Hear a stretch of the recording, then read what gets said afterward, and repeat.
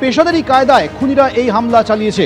এখনো পর্যন্ত একাধিক তথ্য পুলিশ পেয়েছে। সেই তথ্য থেকে পুলিশ জানতে পারছে গুলি চালিয়েছে একজনই। গুলি চলেছে অত্যাধুনিক আগ্নেয়াস্ত্র থেকে। সম্ভবত ভাড়া করে আনা হয়েছিল শার্প শুটারকে। কালো কাচের আড়াল থেকে চন্দ্রনাথ রথকে চিনে নিয়ে তারপরে গুলি করা হয়। গোটা অপারেশন শেষ করে আততায়ীরা মাত্র 50 সেকেন্ডের মধ্যে। এইটুকু সময়ের মধ্যে গুলি চালিয়ে মৃত্যু নিশ্চিত করে বাইকে করে পালিয়ে যায় খুনিরা। এই সময়ের মধ্যে গোটা অপারেশন শেষ করতে পারে একমাত্র পেশাদারি খুনিরাই, এমনটাই মনে করছে পুলিশ। আর পুলিশের চোখে ধুলো দিতে পালানোর সময় দুটি বাইক দুদিকে পালিয়ে গিয়েছিল বলে পুলিশ মনে করছে।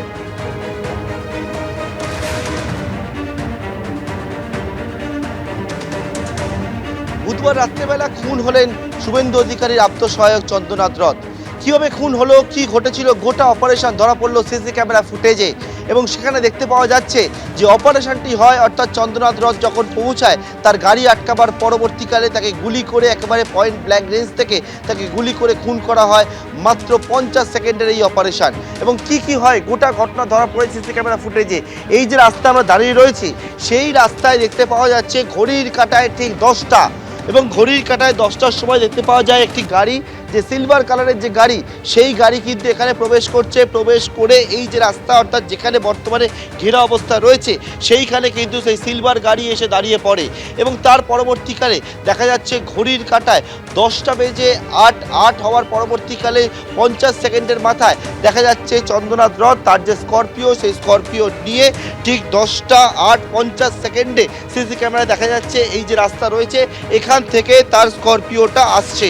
এবং আসার পরবর্তীকালে ঠিক 10টা 8:50 সেকেন্ডে একেবারে তার স্করপিও যখন এইখানটায় এসে পৌঁছায়, যে জায়গা পুলিশ বর্তমানে ঘিরে রেখেছে এবং যেখানে তাকে খুন করা হয়, সেটা হচ্ছে এই যে জায়গা, সেখানে সিসি ক্যামেরা দেখা যাচ্ছে এখানে তার গাড়িটাকে প্রথমে দাঁড় করানো হয়।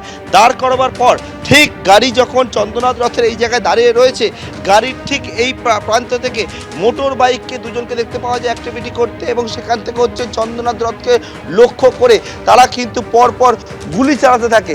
এবং গুলি চালায় যখন একেবারে চন্দ্রনাথ রথ গাড়ির বাঁদিকে যেখানে বসেছিল, গুলি চালাবার পর একেবারে গাড়ির ঠিক এই পাশে চলে আসে, তাদের মোটর বাইকে ওঠে। মোটর বাইকে ওঠে একেবারে 10টা বেজে 9 মিনিট 40 সেকেন্ডে দেখতে পাওয়া যাচ্ছে সেই মোটর বাইক এখান থেকে দ্রুত গতিতে কিন্তু যশোর রোডের দিকে বেরিয়ে যাচ্ছে।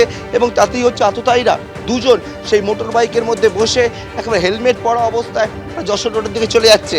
এবং স্থানীয়রা যারা এখানে ছিলেন তারা কিন্তু গোটা ঘটনা থেকে আতঙ্কিত হয়ে পড়ে এবং গোটা ঘটনা ধরা পড়েছে ইতিমধ্যে সিসি ক্যামেরা ফুটেজে। ক্যামেরা দিব্যেন্দু সিংহের সঙ্গে পার্থপ্রতিম ঘোষ, এবিপি আনন্দ। এবিপি আনন্দ, এগিয়ে থাকে, এগিয়ে রাখে।